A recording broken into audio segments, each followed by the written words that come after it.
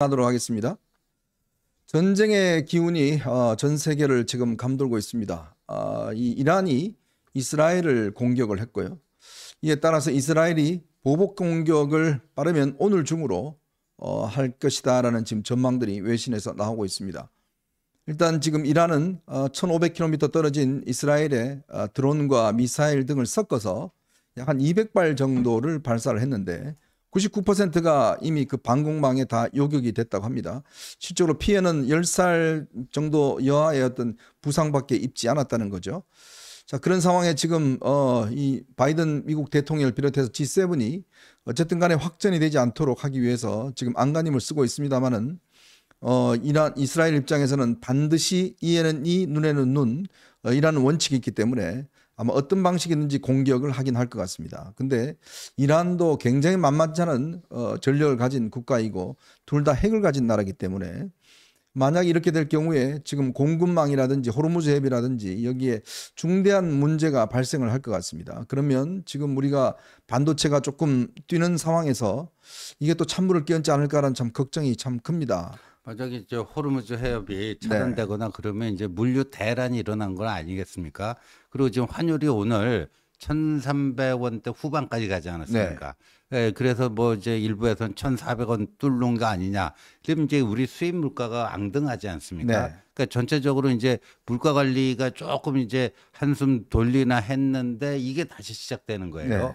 그러니까 뭐 진짜 이게 확전되는 것만큼은 지금 미국도 굉장히 좀 그 냉정하게 네. 또 바이든 자기 뭐 재선 문제도 있고 그러니까 하는데 그런 것들이 어떻게 이제 가는가, 확전으로 가는지, 여기서 이제 멈춤으로 가는지 그 기로에 선 것 같습니다. 참 이렇게 안팎의 위기가 있는데 참 우리나라 정치권은 제1당이 된 민주당 같은 경우에 오로지 이재명의 사법 방어에 집중하고 있는 것 같습니다. 오늘 또 무슨 뭐 여러 가지 특검법 이야기도 하는 것뿐만 아니라 지금 또 이화영 부지사 관련된 지금 공세를 시작하고 있는 것 같습니다. 지금 뭐 이란이 어떻게 됐건 뭐 아무 관심이 없는 것 같습니다. 오로지 그냥 본인들 이 사법 리스크 이런 것만 해소되는데 모든 지금 전력을 다 투입하는 것 같습니다. 제가 진작 이런 문제에 대한 이걸 이야기를 했었는데요. 결국 국민들이 아마 이 상황들을 좀 보실 것 같습니다. 지금 보시면 알겠지만 지금 조국 혁신당뿐만 아니라 지금 이번에 일당 192석을 가진 야권은 이런 국제 정세에 아무런 관심이 없습니다. 지금 뭐 대통령을 비롯해서 지금 각 부처가 지금 총력전을 기울이고 있는데요. 정말 이런 사람들이 이 나라를 운영할 경우에 어떻게 될 것인가라는 참 걱정이 많이 됩니다. 지금 전 세계가 이 문제에 촉각을 곤두세우고 있는데 전혀 우리 야당은 아예 관심도 없다라는 것이 지금 대한민국의 현실이 아닌가 참 걱정되는 대목입니다. 네, 맞습니다. 이럴 때일수록 뭐 정신 바짝 차려야 되는데 일단 뭐 어제 이제 윤석열 대통령이 긴급 점검회의를 열었고요. 내일 또 국무회의를 통해서 얘기를 할 테니까 여기에 대한 것 좀 우리가 예의주시해야 될 것 같습니다. 네.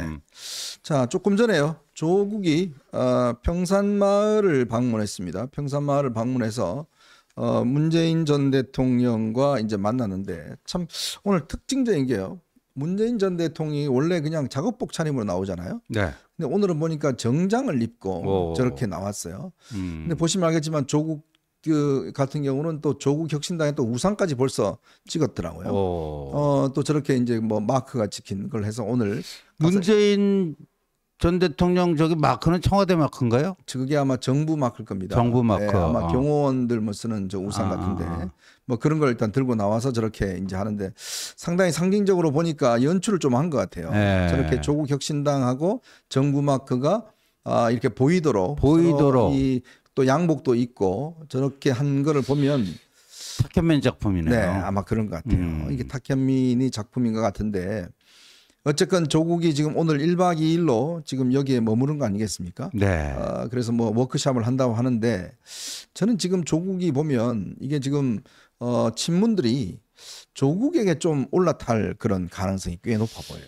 그럴 수밖에 없겠죠. 조국이 이제 올해 안으로 뭐 대법원 확정 판결이 돼갖고 들어가더라도 그게 이제 무주공산이 되면 안 되지 않겠습니까? 그러니까 거기를 누군가가 조국 대신에 대한 리더십으로 들어가서 친문들의 전진 기지로 만들고 또 이제 올 8월에 민주당 전당대회가 있는데 지금으로 봐서는 뭐 이재명 독주 체제가 뭐 예상되고요. 네. 이변이 없는 한 이재명이 또 이제 당대표 2년 임기를 맞이할 텐데 그러려면 친문 나름의 독자적인 진지가 좀 필요하고 네. 그걸 이제 뭐 조국 혁신당으로 삼을 가능성이 대단히 높죠. 예.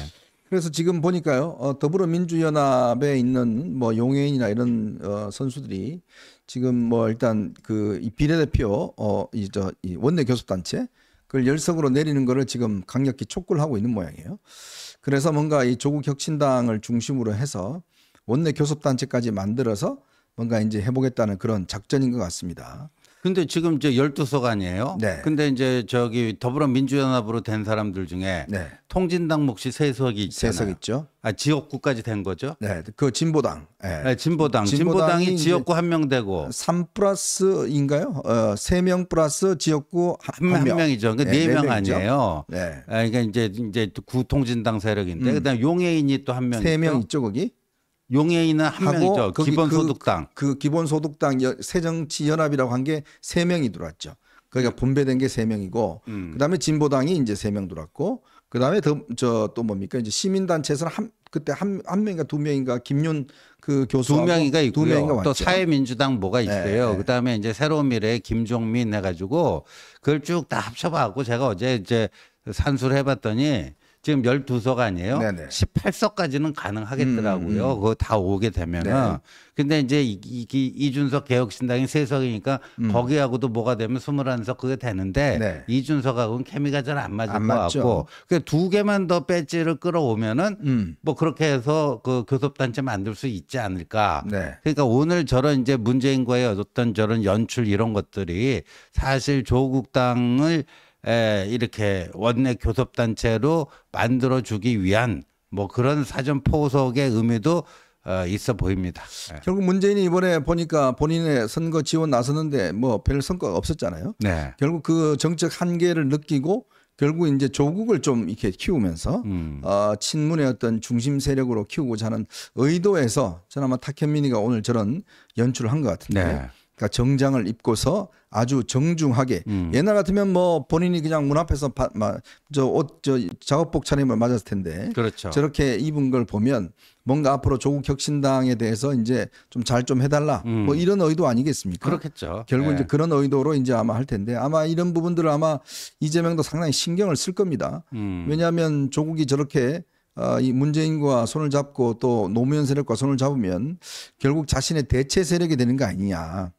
결국 나중에 이 이재명이 사법적인 문제로 어떤 여차하면 갈 경우에 그 중심을 결국 이 세력들이 밀고 들어오겠다. 그렇죠. 뭐 이런 의도가 상당히 있는 것 같습니다. 정말이지 뭐 오늘 보니까 뭐 그 이석연 MB 정부 때 법제처장을 했고 네. 나름대로 뭐 중도 보수 인사라고 하는 이석연 변호사가 뭐 윤석열 대통령에게 뭐 임기 1년을 단축시키는 개헌을 해갖고 뭐 네. 뭐를 해라 뭐 이런 뭐 극단적인 또 주장이 또 나오고 있습니다. 그리고 이거는 뭐 지금 이번 총선에서 승리한 야당 진영 내에서도 지금 뭐 개혁신당이 그러고 있죠. 그 뭐 스스로 1년 단축해라 뭐 이런 요구가 나와 있는데 저는 앞으로 전국이 말이죠. 네. 정말 오리무중이라고 생각합니다. 지금은 이제 그 총선 그쪽 야당 측의 압승 분위기에 어떻게 보면 그런 분위기가 압도를 하다 보니까 대통령 임기 단축 이런 얘기도 나오지만요. 조국과 이재명이 언제까지 여의도에 있을 수 있는가? 네네. 이것도 지금 미지수 아닙니까? 맞아요. 그러니까 앞으로 펼쳐질 전국이 말이죠.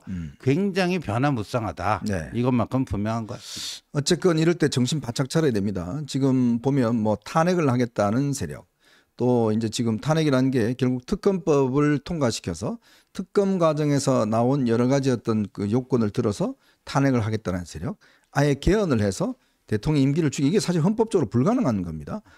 지금 현재 대통령을 적용할 수가 없어요. 뭐 그런 거라든지 뭐 이런 식으로 해서 이제 흔들겠다는 움직임이 어쨌건 지금 뭐 왈왈거리고 있는데 그거에 대해서 우리가 정신 바짝 차리고 대응을 해야지 만약 우리 내부에서도 예를 들어서 여기에 대해서 그냥 중구난방식으로 대응을 할 경우에 한 번에 훅 가버릴 수 있는 저는 그런 가능성이 있기 때문에 지금 어쨌건 이 국민의힘과 윤석열 대통령 중심으로 해서 지금 적들이 하여튼 여러 가지 지금 뭐 이 흔들려고 쑤시고 있는 거 아니겠어요? 그렇죠. 그런 거를 우리가 단일하게 대응을 해야지 이 위기를 넘길 수 있지. 여기서 각계 전투해서 당해버리면 이거는 뭐 정말 완전히 없어져 버립니다. 자, 그렇기 때문에 어벤져스 저희 전략회의가 이 부분을 확고하게 하여튼 중심을 지키고 여러분들과 함께 해야 될 것 같습니다. 자, 오늘은요.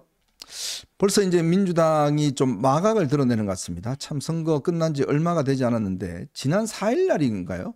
이화영이가 법정에서 이런 진술을 했다는 거예요. 김성태하고 자기하고 그 검찰청에 들어가서 뭐 술도 먹고 뭐 회도 먹고 했다. 그러면서 뭔가 이 증언을 뭐 짜집게 했다라고 이야기를 했는데 이미 지금 현재 이제 구형이 15년 돼서 선고 날짜만 6월 달 기다리고 있습니다. 네. 자, 그런 상황에서 오늘 이재명 대표가 국기문란이라고 정면으로 지금 들고 나왔어요. 그럼 결국은 이화영이 유죄가 될 경우에 이제 이재명이 빼박으로 이제 이 사건에 이제 얹히게 되는 거거든요. 네. 근데 그것을 막기 위해서 이제 지금 안간힘을 쓰고 있는 것 같습니다. 자, 그래서 오늘 그 이야기 먼저 여러분과 함께 해보고요. 두 번째로는 오늘 국민의힘이 일단 당헌 당규에 따라서 비대위를 다시 만들기로 했습니다. 관리형 비대위를 만들기로 했는데 그것과 함께 지금 뭐 비서실장 그다음에 이제 총리 등등 인사 함합행이 많이 돌고 있습니다. 그것도 한번 짚어보고요. 그리고 이번 선거에서요. 무효표가 역대 가장 많이 나왔다 그럽니다. 거의 제4당인 그 할머처럼 무효표가 130만 표가 나왔대요. 정말 어마어마한 무효표가 나왔는데 왜 이런 건지 그것도 한번 짚어보도록 하겠습니다. 자, 여러분 보시면서요. 좋아요 많이 눌러주시고 많은 응원 부탁드리도록 하겠습니다.